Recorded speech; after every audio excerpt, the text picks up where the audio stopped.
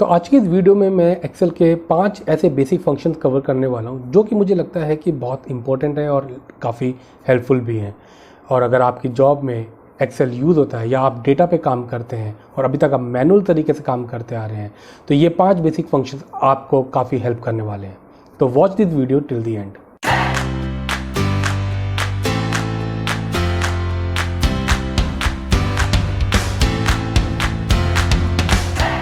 तो मैंने ऐसे 5 बेसिक फंक्शन लिस्ट डाउन करे जो कि एक्सेल के बेसिक कंप्यूटेशंस को काफ़ी आसान बना देते हैं। तो जानते हैं पहले फंक्शन के बारे में और उसके लिए चलते हैं मेरे कंप्यूटर स्क्रीन पे। तो सबसे पहले जो हम फंक्शन के बारे में बात करेंगे वो है काउंट फंक्शन।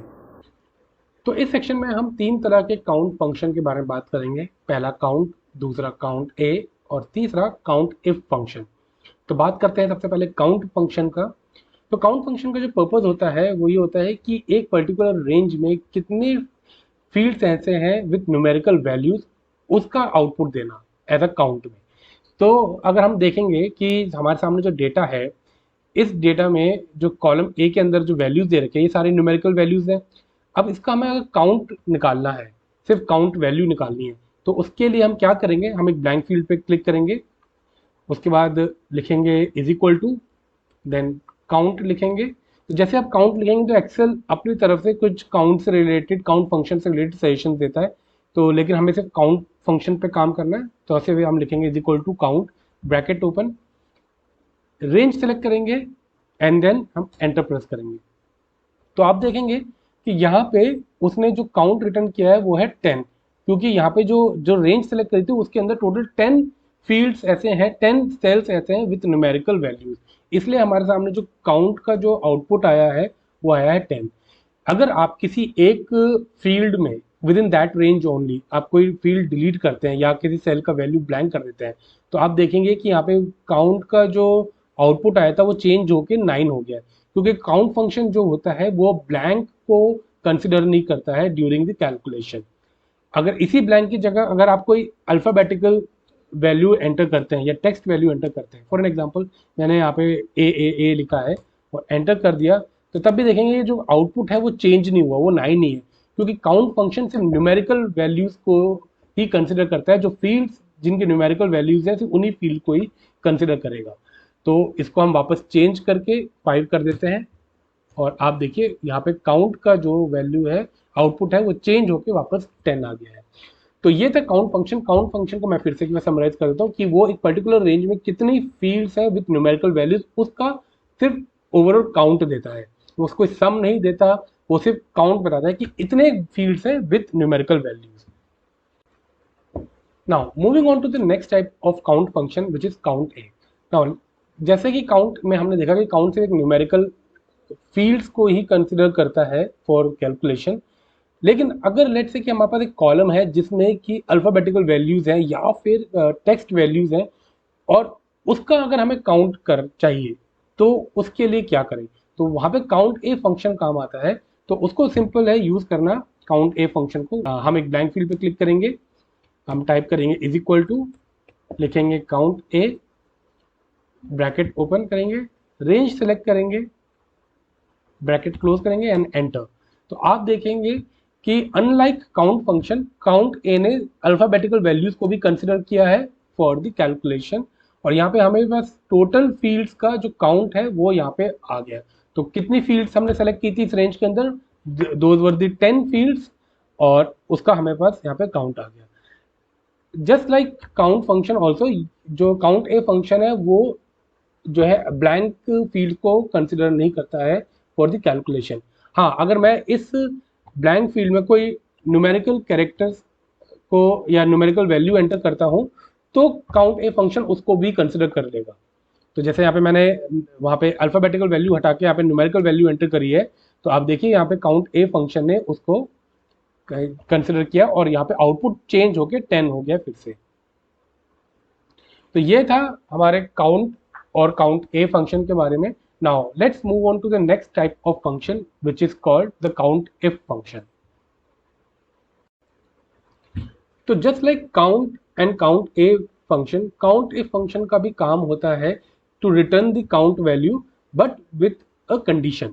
नाउ यहाँ पे फॉर एन एग्जांपल जो हमारे सामने डेटा है, अगर आप इधर राइट हैंड साइड पे देखेंगे तो यहाँ पे कुछ परफॉर्मेंस स्टेटसेस लिखे हैं। तो यहाँ पे कुछ डेटा रिक्वेस्ट है, जैसे कि number of employees with good performance, number of employees with average performance और number of employees with poor performance. अब हमें यहाँ पे जानना है कि कितने एम्प्लॉयज हैं जिनकी परफॉर्मेंस गुड है, उसका काउंट देना है, और ऐसे ही हमें जो है एवरेज और पुअर परफॉर्मेंस के एम्प्लॉयज का भी काउंट देना है। अब इसको करने का दो तरीका है। फॉर एन एग्जाम्पल, आप या तो एक एक एम्प्लॉयज को देखें और उसको मैनुअली काउंट करें कि गुड वाले कितने हैं, 1 2 3, और उसका काउंट यहाँ पे आप लिखें। या फिर दूसरा है स्मार्ट तरीका, आप वहाँ पे यूज करें काउंट इफ फंक्शन। तो काउंट इफ फंक्शन लगा के आप देख सकते हैं कि कितने एम्प्लॉयज हैं जिनकी परफॉर्मेंस गुड है और वो उस वैल्यू रेंज के अंदर फॉल करते हैं। तो उसको यूज करने का तरीका बहुत सिंपल है। तो आप यहाँ पे जाएंगे, ब्लैंक फील्ड में क्लिक करेंगे, लिखेंगे count if, bracket open, range select करेंगे, कॉलम देंगे, सॉरी कॉमा देंगे, देन डबल कोटेशन मार्क्स, उसके अंदर लिखेंगे good, quotation mark close, bracket close, enter. तो आप देखिए यहाँ पे जो वैल्यू रिटर्न हुई है, जो आउटपुट रिटर्न हुआ है वो है 3। तो यहाँ पे देखेंगे यहाँ पे 3 एम्प्लॉयज ऐसे हैं जिनकी परफॉर्मेंस गुड है, राइट। सिमिलरली हम एवरेज परफॉर्मेंस वाले एम्प्लॉयज का भी काउंट देखते हैं, और उसको कैलकुलेट करने का तरीका बहुत सिंपल है। Is equal to count if, range select करेंगे, कॉमा लगाएंगे, डबल कोटेशन मार्क्स के अंदर लिखेंगे एवरेज। स्पेलिंग का खास ख्याल रखिएगा, क्योंकि स्पेलिंग अगर गलत होगी तो वो वैल्यू मैच नहीं कर पाएगा। Bracket close and then enter. तो देखिए यहाँ पे हमें जो काउंट मिला है वो है 5, और अगर मैनुअली भी काउंट करें 1 2 3 4 5, बिल्कुल मैच कर गया है। सिमिलरली पुअर परफॉर्मेंस वाले अगर हमें एम्प्लॉयज का कैलकुलेट करना है तो उसके लिए भी हम यही फॉर्मूला यूज करेंगे, is equal to count if, range select करेंगे, comma, double quotation, poor, double quotation close, bracket close and enter. तो यहाँ पे हमारे पास जो वैल्यू आई है वो है, काउंट की जो वैल्यू आई सॉरी वो है 2। तो काउंट इफ फंक्शन का पर्पज बहुत सिंपल है, इसे यूज करना बहुत आसान है। Now moving on to the next function, जो मुझे लगता है कि बहुत ही बेसिक है और बहुत ही सिंपल है यूज करने में, the sum function. Sum function का पर्पज होता है कि दो या उससे ज़्यादा सेल्स की वैल्यू को आपस में ऐड करना। अब यहाँ पे एक चीज़ नोट करने वाली है कि सेल्स में जो वैल्यू होनी चाहिए वो न्यूमेरिकल वैल्यू ही होनी चाहिए, तभी सम फंक्शन उनको आपस में ऐड कर पाएगा। तो सम फंक्शन को कैसे यूज़ करना है, तो उसके लिए हमने यहाँ पे एक सैम्पल डेटा लिया है। तो इस सैम्पल डेटा पे हम सम फंक्शन यूज़ करके देखेंगे। तो इस डेटा में अगर आप देखेंगे कि यहाँ पे हमारे पास डेट वाइज रेवेन्यू का स्टेटस है कि किस डेट को कितना रेवेन्यू अचीव हुआ है। अब हमारे पास जो रेवेन्यू का डेटा है वो 1 अप्रैल से लेकर 30 अप्रैल तक का है। अब हमें जानना है कि 1 अप्रैल से लेकर 30 अप्रैल तक टोटल रेवेन्यू कितना है, मतलब ये जितना भी रेवेन्यू लिखा है इसका टोटल सम कितना है। तो ये हम सिंपल सम फॉर्मूला से या सम फंक्शन से कैलकुलेट कर सकते हैं। तो सम फंक्शन को कैसे यूज करना है आइए देखते हैं यहाँ पे। तो ये येलो फील्ड है, हम यहाँ पे इसके आउटपुट को लेंगे। तो इधर हम टाइप करेंगे इज इक्वल टू, देन लिखेंगे सम। जैसे आप सम लिखेंगे तो एक्सेल अपनी तरफ से कुछ सम फंक्शन से रिलेटेड सजेशन देगा, लेकिन अभी हमें सिर्फ सम पे ही फोकस करना है। देन ब्रैकेट ओपन, हम रेंज को सेलेक्ट करेंगे कि कहाँ से लेके कहाँ तक का हमें डेटा को आपस में ऐड करना है, वो रेंज सेलेक्ट करेंगे, ब्रैकेट क्लोज एंड एंटर। तो देखिए जैसे ही हमने एंटर प्रेस किया हमारे पास टोटल जो हमने रेंज सेलेक्ट करी थी 1 अप्रैल से लेकर 30 अप्रैल तक का, उन सारी वैल्यूज का यहाँ पे सम आ गया है, राइट। अब जैसे कि मैंने यहाँ पे बताया कि सम फंक्शन जो है सिर्फ न्यूमेरिकल वैल्यू को ही कंसिडर करता है, तो उसको भी एक बार देख लेते हैं यहाँ पे। तो यहाँ पे जो 12 अप्रैल को यहाँ पे 9300 रुपीज़ का रेवेन्यू था, इसको हम डिलीट करते हैं। तो यहाँ पे आप देखेंगे कि यहाँ पे जो वैल्यू थी टोटल आउटपुट के जो वैल्यू तो वो चेंज हो गया है, राइट। क्योंकि यहाँ पे अब हमारे पास एक ब्लैंक आ गया है, और इस ब्लैंक की जगह हम कुछ अल्फ़ाबेटिकल कैरेक्टर्स एंटर करते हैं ABCD लेट से। तो आप देखेंगे कि ABCD एंटर करने के बाद भी जो टोटल जो मतलब सम है उसका जो टोटल सम का जो आउटपुट है वो चेंज नहीं हुआ है। क्यों? क्योंकि सम फंक्शन सिर्फ न्यूमेरिकल फील्ड्स को ही कंसिडर करता है फॉर द एडिशन, राइट। तो इसको हम वापस चेंज कर देते हैं, और चेंज कर जैसे हमने यहाँ पे चेंज किया आपने देखा कि यहाँ पे हमारा आउटपुट वापस चेंज होके ओरिजिनल जो आउटपुट था वहाँ पे उस पर आ गया है। तो सम फंक्शन को यूज़ करना बहुत ही सिंपल होता है और इस बात का खास ख्याल रखिएगा, सम फंक्शन सिर्फ न्यूमेरिकल फील्ड्स पे ही काम करता है।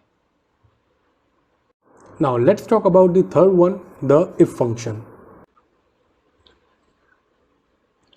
इफ फंक्शन का पर्पस होता है वैल्यूज के बीच में लॉजिकल कंपैरिजन करना। अब ये एक बहुत पॉपुलर फंक्शन है और काफ़ी यूज भी होता है।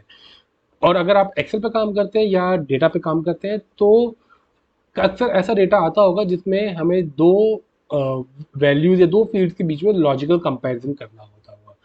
तो आइए देखते हैं कि इफ फंक्शन को कैसे यूज़ करना है, और इसके लिए हमारे पास सामने एक सैम्पल डेटा है। तो ये जो सैम्पल डेटा है ये बेसिकली डेली रेवेन्यू का डेटा है, जिसमें हमारे पास डेट वाइज रेवेन्यू स्टेटस दिया हुआ है।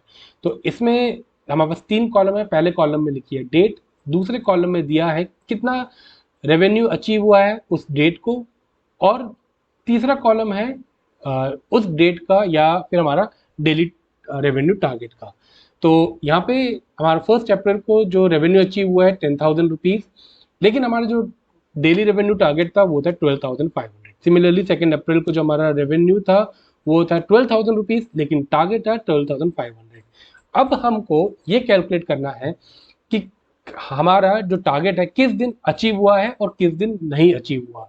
तो इसको करने के 2 तरीके हैं। या तो आप एक एक डेटा को मैनुअली चेक करें और उसके आगे स्टेटस लिखें इस तरह से, ये थोड़ा टाइम कंज्यूमिंग हो जाएगा, राइट।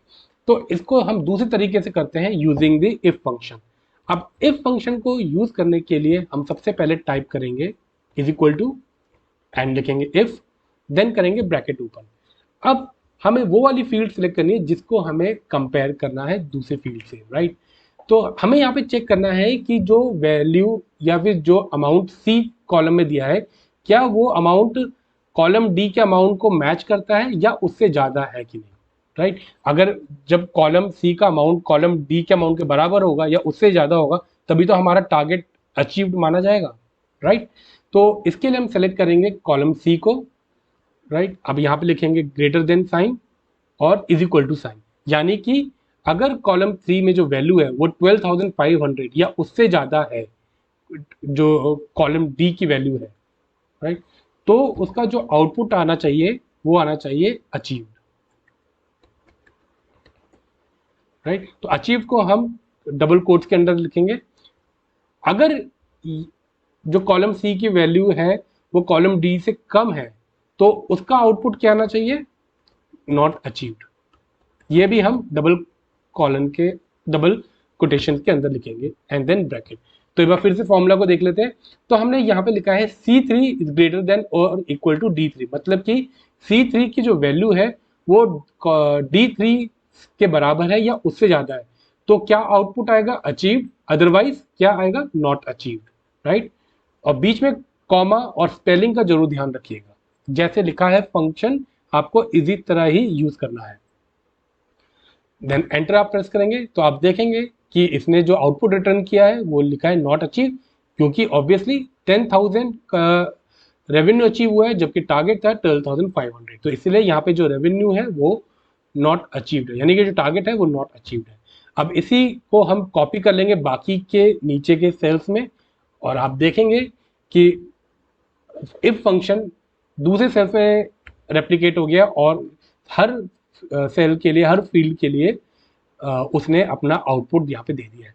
तो अब आप इजीली देख सकते हैं कि किन किन डेट्स का जो टारगेट है वो अचीव हुआ है और किन डेट्स का जो टारगेट है वो नॉट अचीव हुआ है।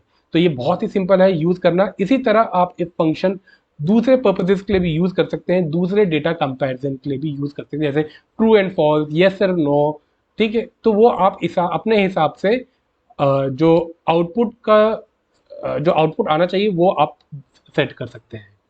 तो this was all about how to use the if function. Now the fourth function जिसके बारे में मैं बात करना चाहता हूं वो है कॉन्कैटिनेट। कॉन्कैटिनेट फंक्शन का पर्पस होता है दो या उससे ज़्यादा सेल्स की वैल्यू को आपस में ज्वाइन करना, राइट। अगर आपके पास मान लीजिए कुछ डेटा है जो कि अलग अलग सेल में है, लेकिन आपको वो सारा डेटा आपस में ज्वाइन करके एक ही सेल के अंदर डालना है, तो आप कॉन्कैटिनेट फंक्शन को यूज़ करके कर सकते हैं। अब इसको यूज़ करना बहुत ही सिंपल है, और इसको कैसे यूज़ करना है आइए इस चलते हैं सैम्पल डेटा पे। तो इस सैम्पल डेटा में हमारे पास कुछ कॉलम्स हैं जहाँ पे कुछ वैल्यूज़ है, फील्ड्स हैं। जो पहला कॉलम है वो है सीरियल नंबर, दूसरा है एम्प्लॉय आईडी, जो तीसरा कॉलम है वो है फर्स्ट नेम का, और जो चौथा कॉलम है वो है लास्ट नेम का, कॉलम ई। अब कॉलम एफ में हमें चाहिए फुल नेम, मतलब कि कॉलम डी और कॉलम ई को आपस में ज्वाइन करके हमें कॉलम एफ में डालना है। अब अगेन इसको यूज़ करने का दो तरीका है, या तो आप मैनुअली आप लिखें इसको यहाँ पे ब्रूस वेन, और यही चीज़ आप बाकी सारे फील्ड्स के लिए करें, बाकी सारे रोज में करें, तो ये थोड़ा सा टाइम कंज्यूमिंग हो जाएगा अगर आपके पास लार्ज सेट ऑफ डेटा है। लेकिन कॉनकैटिनेट फंक्शन यूज़ करके हम इसको बहुत आसानी से कर सकते हैं।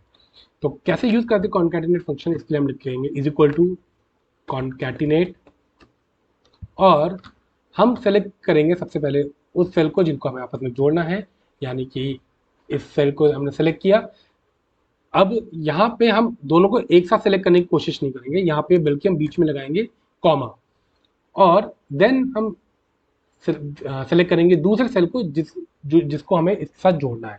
तो हमें फर्स्ट नेम और लास्ट नेम आपस में जोड़ना है, तो इसीलिए हमने D3 कॉमा E3 इसको हम ऐसे लगाएंगे एंड देन प्रेस करेंगे एंटर। तो जैसे आप एंटर करेंगे तो आप देखिए जो वैल्यू थी D3 में और E3 में वो आपस में जुड़ गई, और कॉलम F में फुल नेम आ गया हमारे पास ब्रूस वेन। अब यहाँ पे एक प्रॉब्लम है, प्रॉब्लम ये है कि जो फर्स्ट नेम और लास्ट नेम है इसके बीच में स्पेस नहीं है, और फुल नेम में जब पूरा पूरा नाम लिखा जाता है तो फर्स्ट नेम और लास्ट नेम में हमेशा बीच में स्पेस होता है। तो अगर आपको बीच में स्पेस डालना है जब आप कॉन्कैटिनेट फंक्शन यूज़ करते हैं, तो उसको आप कॉन्कैटिनेट फंक्शन यूज़ करते वक्त भी आप उसको डाल सकते हैं। तो उसके लिए क्या करना है, तो कॉल यहाँ पे हम D3 और E3 के बीच में हम यहाँ पे लगाएंगे डबल कोटेशन, बीच में डालेंगे स्पेस, फिर डबल कोटेशन क्लोज, और एक और कॉमा लगाएंगे, और इसको हम कर देंगे एंटर। तो अब आप देखेंगे कि यहाँ पे हमारे पास जो फुल नेम आ गया है उसमें फर्स्ट नेम और लास्ट नेम के बीच में स्पेस है। तो यहाँ पे आप देख सकते हैं D3 comma double quotation open, बीच में हमने स्पेस लगाया। जो स्पेस आएगा वो डबल कोटेशन के अंदर ही आएगा, अगर आप डबल कोटेशन के बिना स्पेस लगाने की कोशिश करेंगे तो वो एरर रिटर्न कर देगा। तो कोई भी आप स्पेस लगाएं, नंबर डालें, या आप कोई स्पेशल कैरेक्टर भी डाल सकते हैं दोनों वैल्यूज़ के बीच में, दोनों सेल्स के बीच में, तो आपको वहाँ पे डबल कोटेशन यूज़ करना होगा।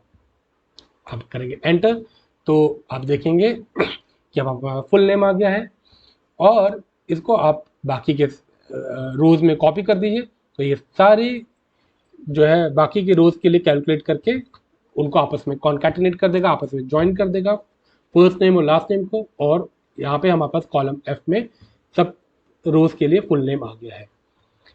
अब हमारे पास कॉलम जी में जो एक और डेटा की रिक्वायरमेंट वो है एम्प्लॉय आईडी और फर्स्ट नेम। अब हमको चाहिए यहाँ पे employee ID with first name, तो अगेन हम कॉन्कैटिनेट फंक्शन से यूज़ कर सकते हैं।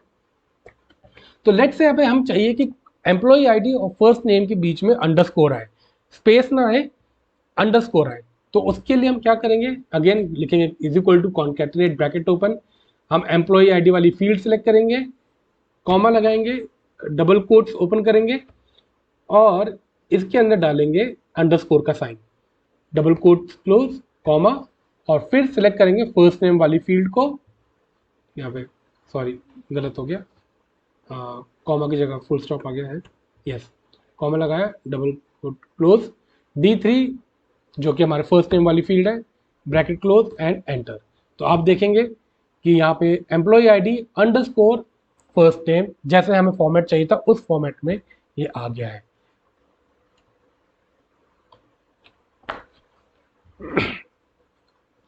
तो इसको यूज़ करना बहुत सिंपल है कॉन्कैटिनेट फंक्शन को, और कई बार हमारे पास ऐसा डेटा आता है जहाँ पे हमें दो सेल्स की वैल्यूज़ को आपस में ज्वाइन करना होता है एक पर्टिकुलर सेल के अंदर। तो इस तरह से हम कॉन्कैटिनेट फंक्शन को यूज़ कर सकते हैं। तो अभी तक हमने काउंट, सम, इफ और कॉन्कैटिनेट फंक्शन कवर कर लिए हैं। Now let's move on to the last function of this video which is the trim function. कई बार हमारे पास ऐसा डेटा आता है कि सेल में जो वैल्यू होती है या फिर जो डेटा होता है उसके आगे और पीछे अनवांटेड स्पेस लगा होता है। कई बार ये हमें पता चल जाता है, लेकिन कई बार ये हमें पता नहीं चलता, जिसकी वजह से हमारे पास जो जब डेटा को हम प्रोसेस करते हैं तो उसमें प्रॉब्लम आती है। तो इस अनवांटेड स्पेस को हटाने के लिए हमारे पास एक फंक्शन है जिसको कहते हैं ट्रिम।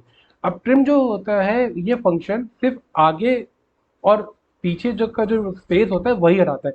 अगर वर्ड्स के बीच में कोई स्पेस है तो उसको रिमूव नहीं करेगा। वो वर्ड्स के आगे और जो ट्रेल में जो स्पेस होता है वही रिमूव करता है। तो ट्रिम फंक्शन को कैसे यूज करते हैं, आइए चलते हैं इस सैंपल डेटा पे। तो हमारे पास एक सैंपल डेटा है जिसमें आप देख सकते हैं कि फर्स्ट नेम और लास्ट नेम के कुछ कॉलम हैं, और इस में जो फर्स्ट नेम और लास्ट नेम देखें, इनमें कुछ अनवांटेड स्पेस है। अगर आप गौर से देखेंगे तो आप देखेंगे तो वेन के आगे एक स्पेस दिया हुआ है। सिमिलरली यहाँ पे स्टार्क जो लास्ट नेम है उसके आगे भी एक अनवांटेड स्पेस दिया है। सिमिलरली बैनर के आगे भी हमारे पास अनवांटेड स्पेस है। वहीं फर्स्ट नेम में अगर आप देखेंगे कि टोनी जो हमारा फर्स्ट नेम है उसके पीछे एक स्पेस दिया हुआ है। सिमिलरली ब्रूस के पीछे भी स्पेस दिया है और स्टीव के पीछे भी स्पेस दिया है। तो हमारे पास ये अनवांटेड स्पेस होता है। अब इसको रिमूव करने के लिए दो तरीका, अगेन आप मैनुअली करें, एक एक फील्ड में जाएं और आगे और पीछे स्पेस रिमूव करें, या फिर हम सिंपल ट्रिम फंक्शन का यूज़ करें, जिसके लिए हम लिखेंगे is equal to trim bracket open, और हम वो फील्ड सेलेक्ट करेंगे जिसमें से हमें स्पेस रिमूव करना है, एंड देन एंटर। जब आप एंटर करेंगे तो आप देखेंगे कि अब ब्रूस के नाम के आगे कोई स्पेस नहीं आ रहा और ना ही पीछे। सिमिलरली यही फंक्शन हम लास्ट नेम के लिए भी यूज़ कर सकते हैं। लास्ट नेम वाली फील्ड को सेलेक्ट किया, एंटर, और आप देखेंगे कि पहले नाम के आगे एक अनवांटेड सा स्पेस था, अब वो यहाँ पे नहीं आ रहा। सिर्फ आप इसको कॉपी करें और बाकी के रोज में भी इसको पेस्ट कर दें। जब आप स्पेस स्पेशल करके सिर्फ वैल्यू पेस्ट करेंगे तो यहाँ पे अब आप देख सकते हैं कि अब किसी नाम के आगे या पीछे कोई भी अनवांटेड स्पेस नहीं है। यहाँ पे भी देखिए कोई स्पेस नहीं है। वांडा मैक्सिमोफ के नाम के आगे मैक्सिमोफ जो लास्ट नेम है इसके आगे अनवांटेड स्पेस थे, तो यहाँ पे भी कोई स्पेस नहीं आ रहा।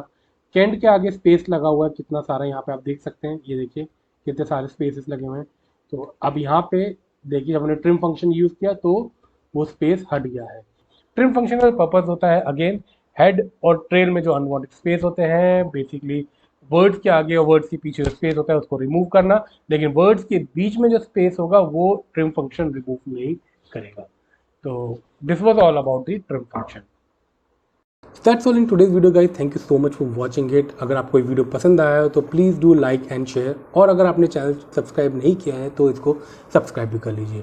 और अगर आपको एक्सेल के किसी और फंक्शन या फीचर के बारे में जानना है तो please let me know in the comment, मैं इसके ऊपर वीडियो बनाने की जरूर कोशिश करूँगा। तो आपसे मिलता हूँ नेक्स्ट वीडियो में। Till then goodbye and take care.